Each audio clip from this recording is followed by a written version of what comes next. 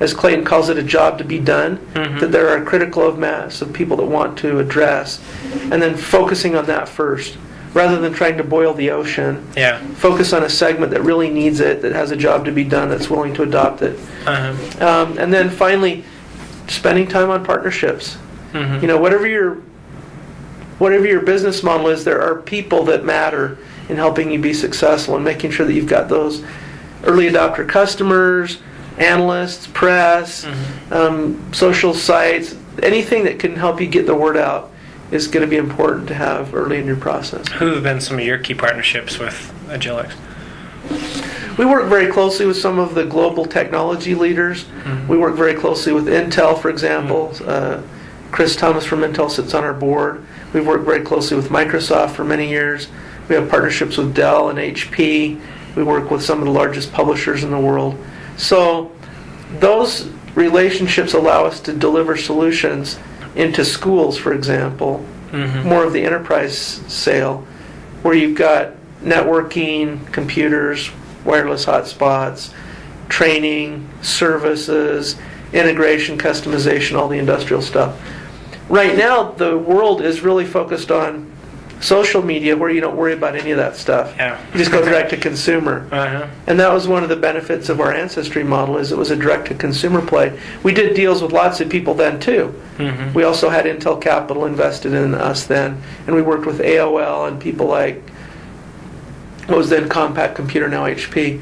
But our play was a direct to consumer play with this online subscription model. And that's really where all the heat and the energy and the excitement is today. So we're very interested in also providing things that can be direct to teachers and direct to students. And the next time I talk to you, I'll tell you more about some of those. Okay. Look forward to that. What is your competition like, and kind of how do you differentiate yourself from some of your competitors? Great question. In the e-learning space, there are really kind of two camps right now. There is the established 800-pound gorilla, which is Blackboard. And it's a closed, proprietary, monolithic thing that everybody hates. It's true. I've never met a single student ever in my life that likes Blackboard. And no teachers either. It's usually sold to the CIO, who doesn't have to use it, and so it's the safe bet. It used to be like buying IBM used to be the safe bet, because you wouldn't get fired for doing that. So they're the incumbent. And in higher ed in particular, they have a dominant position. In K-12, they don't. K-12 is kind of greenfield. The other extreme is open source. And there's a lot of heat right now and a lot of energy around Moodle as an open source alternative in e-learning. And that's a solution for people that want to write their own system. So it's good, again, for higher ed, where you've got unlimited number of graduate students that want to work for cheap or free. You can write and maintain your own system. But it's not very friendly. It's difficult to use. So there's really a great opportunity in the middle, where you don't want to buy a closed proprietary thing that's inflexible, like Blackboard, nor do you want to necessarily write your own from scratch and be responsible for maintaining it. What we're finding is anybody that wants to add learning functionality quickly to their solutions, we call it pluggable learning components, they can literally do that in a matter of hours or days using our infrastructure.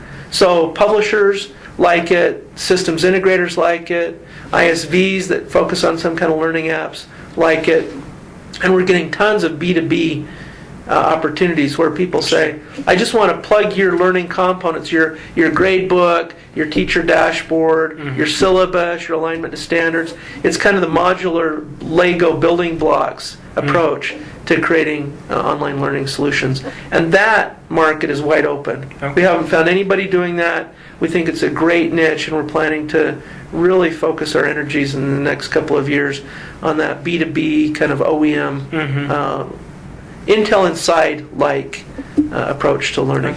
So I mean, just to clarify, so there's a lot of companies then are using it to do, training type of things, and rather than, I guess, the traditional learning that you would think of for like schools and that kind of thing. Is that what you're saying? No, what I'm talking about is companies that service the learning market, either higher ed or K-12. For example, publishers. There's lots of content publishers that are trying to figure out how to transform their business from $100 textbooks into something that's meaningful online.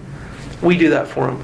We're the bridge from the old way of delivering published content to a new either in-classroom or online learning experience where you get it anytime, any place, on any device in the context of what you're trying to learn. Okay. So it's much more like trying to deliver Wikipedia-style content or Facebook-style content or Twitter content while you're learning something as opposed to a $100 textbook on paper. Okay.